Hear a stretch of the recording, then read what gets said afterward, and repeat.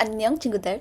ये वीडियो मैं बना रही हूँ ताकि मैं अपनी दिल की भावना आपको बता सकूँ। आपको पता होगा कि मैंने बहुत टाइम से वीडियोस अपलोड नहीं किए हैं यूट्यूब पे, लॉन्ग फॉर्म वीडियोस। तो मेरे को बहुत सारे इंस्टाग्राम पे डीएम आ रहे थे कि दीदी वीडियो बनाओ, लॉन्ग फॉर्मेट में वीडियो बनाओ। तो सबसे पहला रीज़न जो है वीडियो ना बनाने का वो था कि मुझे मोटिवेशन फील नहीं हो रहा था वीडियो बनाने के लिए। जो मैं वीडियोज़ बनाती हूँ वो मैं बनाती हूँ विदाउट जीकेएस आप कोरिया कैसे आ सकते हो, ये मेरा मेन टॉपिक है, ठीक है। बट लास्ट जो कुछ वीडियोस थे मेरे, लाइक एक दो वीडियोस इसके पहले वाले, उन वीडियोस पे इतना रिस्पांस नहीं आ रहा था। तो साला ये दुख का खत्म नहीं होता बे। या फिर ऐसा हो सकता है कि आप लोगों ने स्टार्टिंग में मुझे इतना सारा प्यार दिया, इतना सारा प्यार बरसाया कि अब मुझे उस प्यार की आदत हो गई है।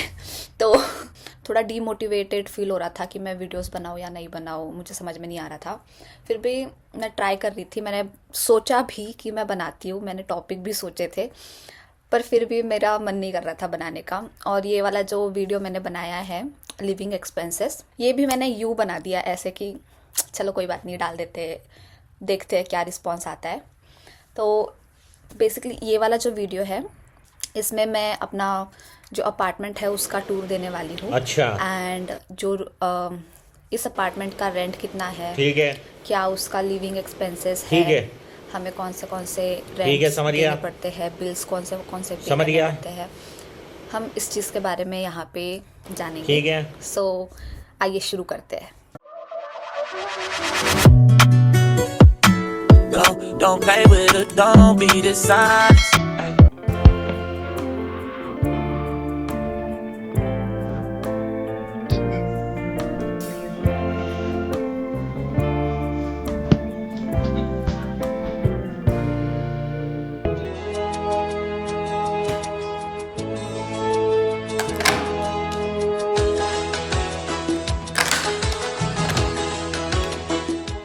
वेलकम टू माई 3 मिलियन वाला अपार्टमेंट।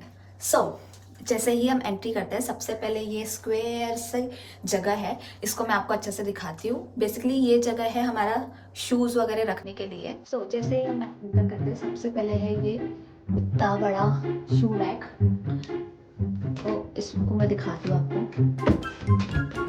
इसमें मेरे और मेरी रूममेट के सबके शूज़ हैं, और इसमें हम थोड़ा प्लास्टिक बैग्स वगैरह भी रख देते हैं।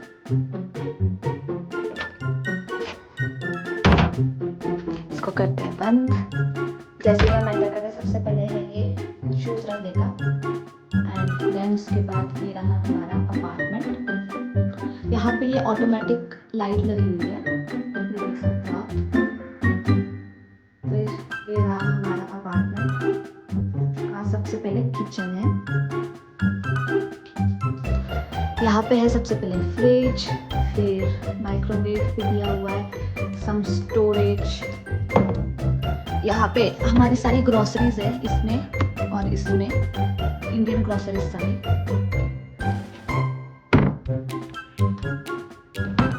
उसके बाद ये कैबिनेट, इसमें है डस्टबिन, टॉयलेटरीज, पॉलीथीन बैग, ये सब।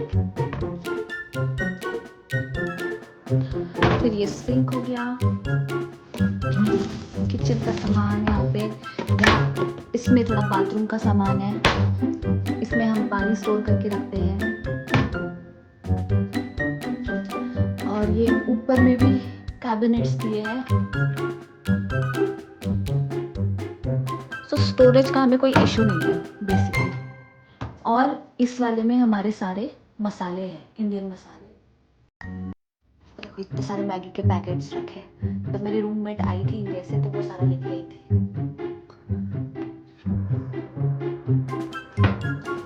तो ये रहा हमारा किचन एरिया इतना। मैं लाइट लगा देती हूँ। इसमें ये राइस कुकर है, ये मिक्सी, और ये पानी गर्म करने के लिए केटल, ये वैक्यूम क्लीनर। और देखते हैं बाहर का नज़ारा। देखो चेरी ब्लॉसम आने वाला है ना, तो यहाँ पे थोड़ा थोड़ा स्टार्ट हो गया है, फ्लावर्स बड़ी।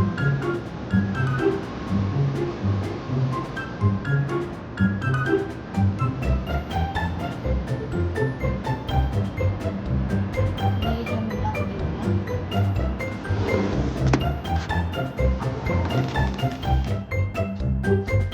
जैसे किचन हो गया यहाँ पे, एंट्री करने के बाद ही डायरेक्ट किचन है। और ये वाले साइड में है हमारा वॉशरूम। ये रहा वॉशरूम एरिया, छोटा सा वॉशरूम। इसमें वॉशिंग मशीन भी साथ ही दी हुई है। और यहाँ पे भी कैबिनेट्स है। ये एक कैबिनेट हो गया और ये कैबिनेट हो गया। इस पे हमारा सारा लाइक बाथरूम का सामान, लाइक शैम्पू, कंडीशनर एंड सब कुछ। शावर है।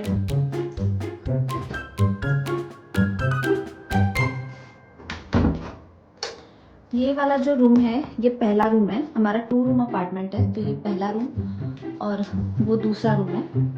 तो ये वाला जो रूम है ये मेरी रूममेट का है एंड अभी वो यहाँ पे नहीं है।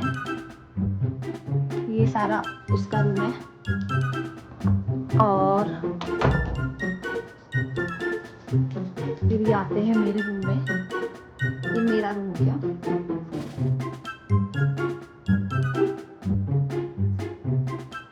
रूम्स भी स्पेशियस है, काफ़ी जगह है। और यहाँ पे विंडोज़ भी बड़ी बड़ी दे रखी है, तो लाइटिंग की भी कोई इशू नहीं है। इस वाले रूम में भी एसी लगा है और उस वाले रूम में भी एसी लगा है, दोनों रूम में एसी लगा हुआ है। इसका भी मैं दिखा देती हूँ। ये है एरिया।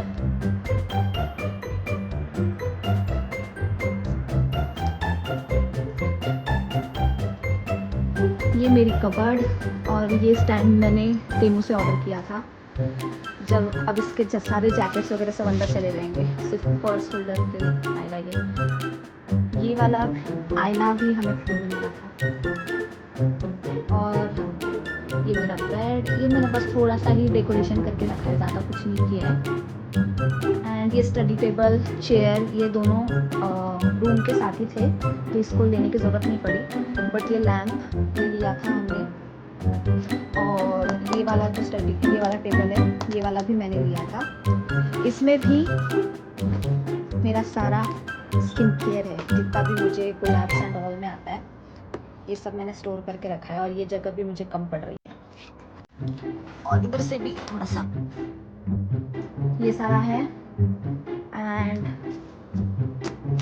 कबर्ड थोड़ा सा मेसी है बस, बट काफ़ी स्पेशियस है।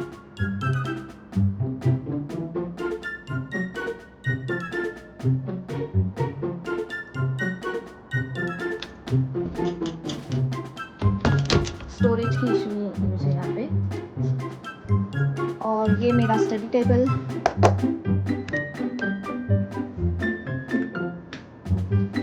ये रहा मेरा मेकअप के लिए सारा मेकअप ही है मेरा।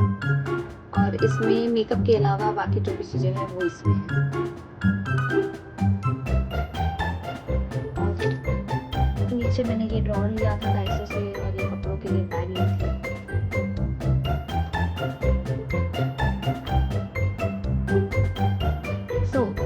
ये था छोटा सा मेरा अपार्टमेंट का टूर।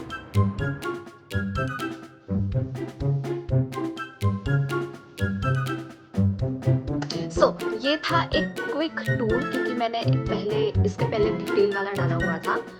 तो अभी मेन बात करते हैं लिविंग एक्सपेंसेस की, कि यहाँ पे रहने का एक्सपेंस कितना आता है मंथली। सबसे पहला एक्सपेंस जो है वो है इस अपार्टमेंट का रेंट, जो कि हम पे करते हैं 5 लाख कोरियन वॉन, जो कि मैं इंडियन रुपीज़ में यहाँ पे मेंशन कर दूँगी कितना होता है। तो जैसे मैं मेरी रूममेट के साथ में रहती हूँ, तो हमारा जो रेंट होता है वो डिवाइड बाय 2 हो जाता है।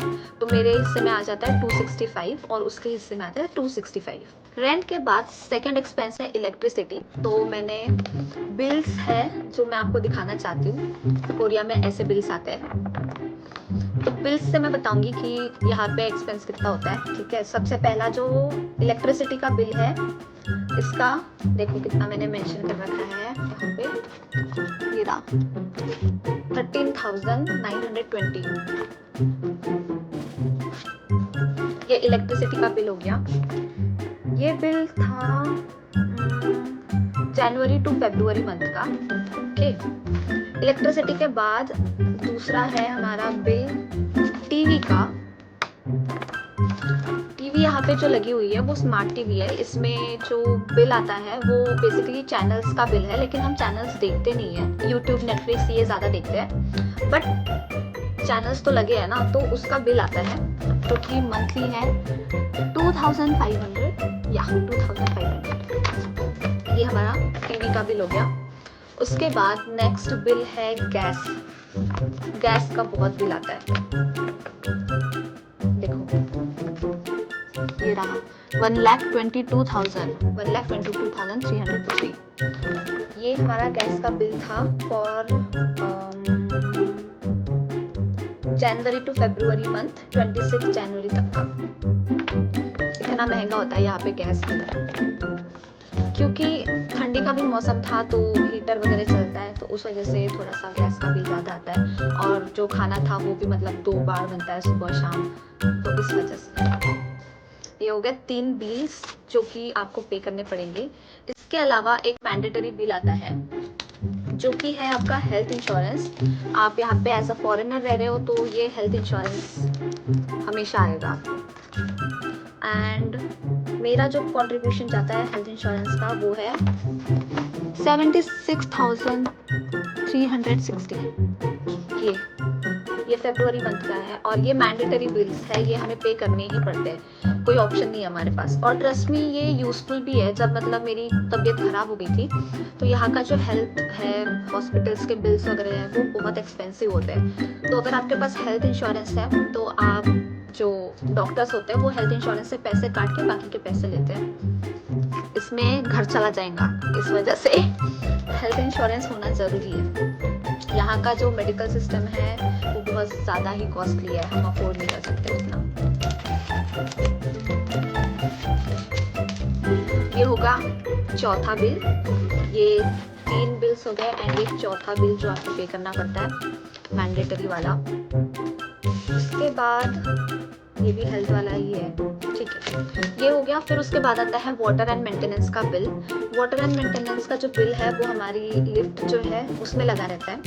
जितना हम पानी यूज़ करेंगे यहाँ पे, लाइक वॉशिंग मशीन के लिए, क्लीनिंग के लिए, बाथरूम्स के लिए, वो सारा बिल इंक्लूड होके आता है वाटर एंड मेंटेनेंस में, जो कि लास्ट मंथ मैंने पे किया था अराउंड 79,000 कोरियन वॉन।